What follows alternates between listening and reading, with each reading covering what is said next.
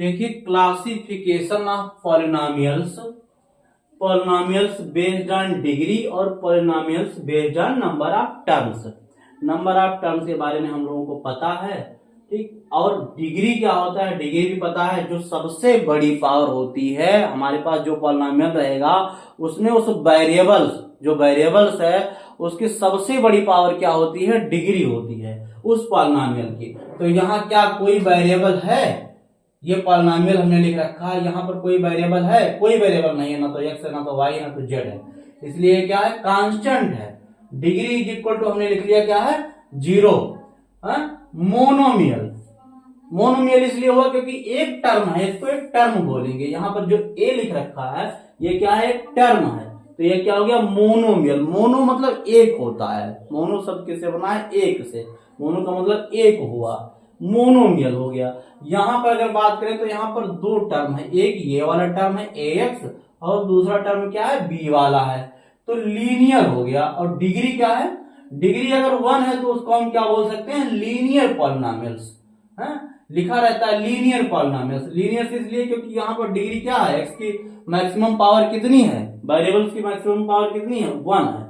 इस x पर हमने 1 लगाया तो कोई भी फर्क पड़ने वाला नहीं है, इसलिए डिग्री क्या हो गई, इसकी 1 हो गई।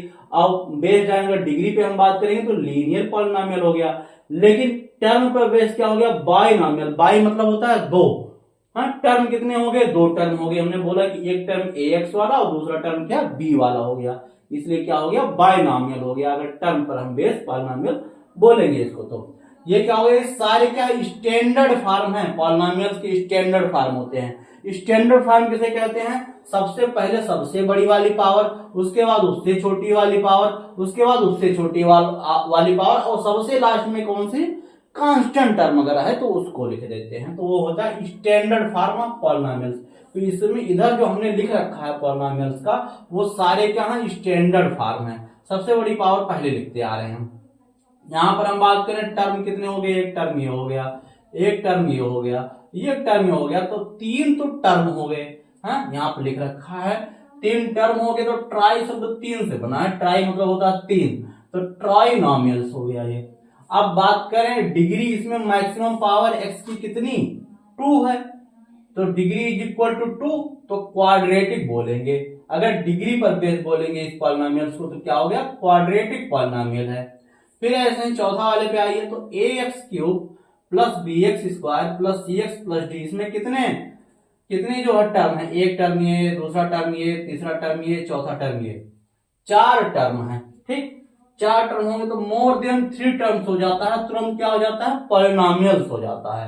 मोनो बाई ट्राई का कोई फिर मतलब नहीं बचता है, पॉली हो जाता है। पॉली मतलब मेनी, जब 3 से ज्यादा हो गया तो मेनी हो गया, है, तो पॉलिनोमियल से बन गया, क्योंकि मोर देन 3 टर्म हो गया, यहाँ 4 हो गया। और इसकी डिग्री, इसमें x की या वेरिएबल्स की सबसे बड़ी पावर क्या है, 3 है, डिग्री इज इक्वल टू 3, तो क्यूबिक बोलेंगे इसको।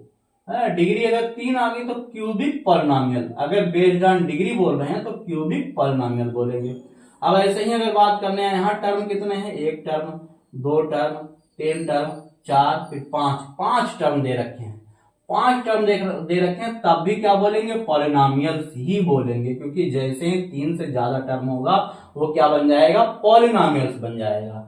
और फिर डिग्री इसकी यहाँ सबसे बड़ी पावर कितनी, 4 है, डिग्री इज इक्वल टू 4, तो उसको फिर बोल देंगे बाई क्वाड्रेटिक। क्वाड्रेटिक में क्या था, 2 था, डिग्री क्या होनी चाहिए, 2 होनी चाहिए, तो बाई का भी मतलब 2 होता है, तो क्वाड्रेटिक का मतलब 2, तो 2 गुणे 2 बराबर क्या बन गया, 4। ऐसे समझ लीजिए इसको। बाई का इतने का भी मतलब क्या होता है, रूट वर्ड में अगर जाए तो 2 होता है, 2 इसका मतलब, और क्वाड्रेटिक का मतलब भी 2, क्योंकि डिग्री 2, तो 2 दूना कितना हो गया, 4। तो अगर डिग्री 4 है तो उसको बोलेंगे बाई क्वाड्रेटिक पॉलिनोमियल्स। यहाँ पर अगर आ जाते हैं तो क्या हो गया, यहाँ पर 1 term, 2 term, 3 term, 4 term, 5 term, 6 term है, तब भी क्या बोलेंगे, पॉलिनोमियल्स। जैसे 3 से ज्यादा हो गया तो सबके लिए पॉलिनोमियल्स बोलेंगे। लेकिन अगर डिग्री पर बेस बोलेंगे, यहाँ पर x की सबसे बड़ी पावर या वेरिएबल्स की सबसे बड़ी पावर क्या है, 5 है, तो क्या बन गया, क्विंटिक, डिग्री इज इक्वल टू 5। तो ये हो गया, इसका सारा सार ये है। अगर इसको आपने ध्यान से समझ लिया तो पॉलिनोमियल्स में कंफ्यूजन कम होगा।